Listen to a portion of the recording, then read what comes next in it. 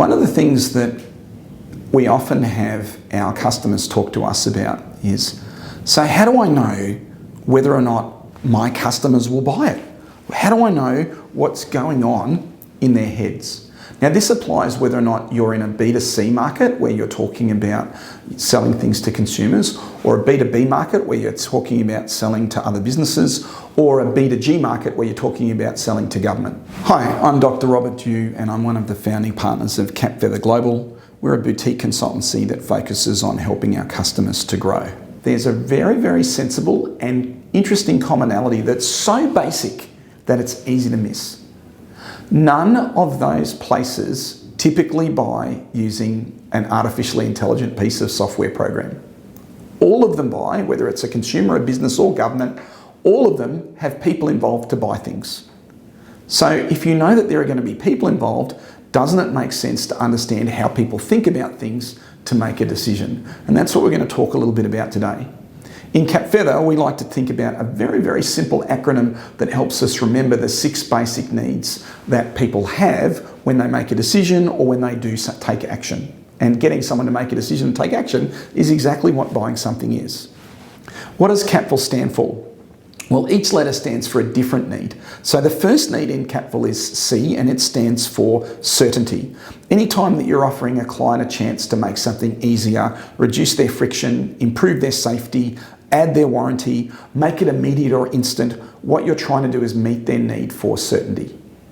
And of course, that's a very powerful thing, right? But that's not the only need that humans have. And in fact, sometimes we actually do things for exactly the opposite reason, against certainty.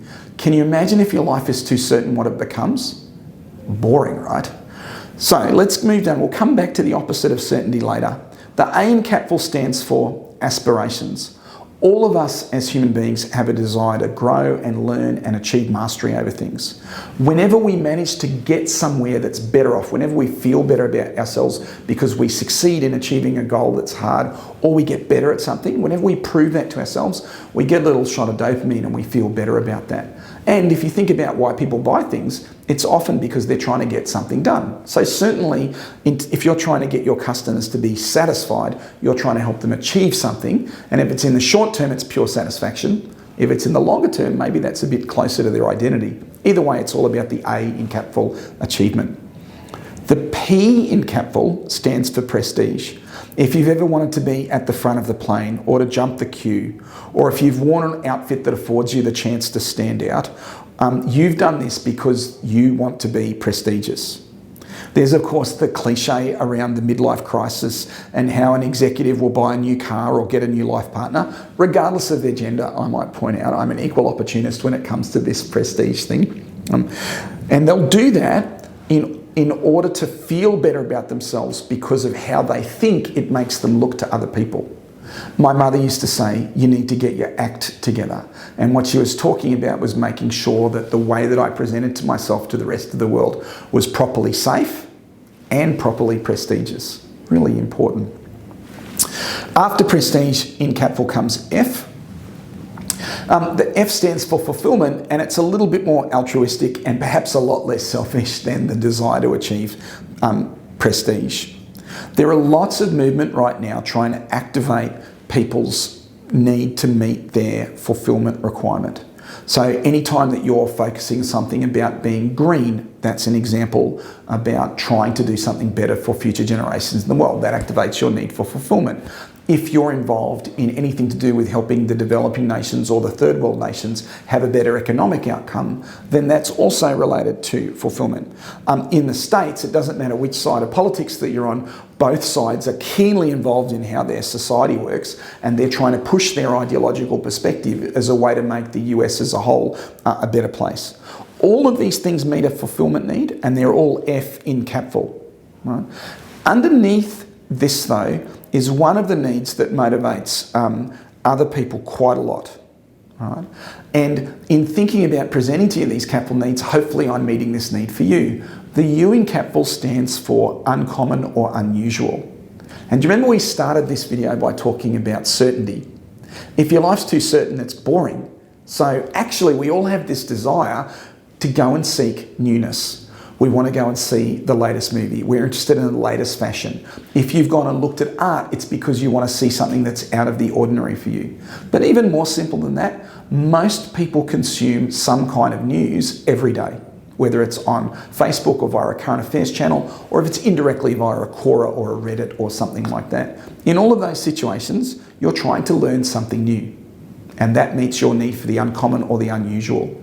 Importantly, by the way, just as you can have too much certainty and your life's too boring, if you have too much unusual or uncommon, then your life gets anxious and terrifying. So one of the things about being human that's quite cool is the balance between these two things. The last thing, I guess, which you shouldn't leave out if we are trying to think about the idea of being human is L in CAPFUL, which stands for love. This is our need for connection, both at a romantic level, at a deeply primal and physical level, and in the middle where we want some kind of friendship level. All of those connections represent our need for love. And of course, we normally represent that either by having a relationship with someone or, more importantly, being part of their tribe. Every time that you're trying to affiliate with a particular group, you're trying to meet your L need.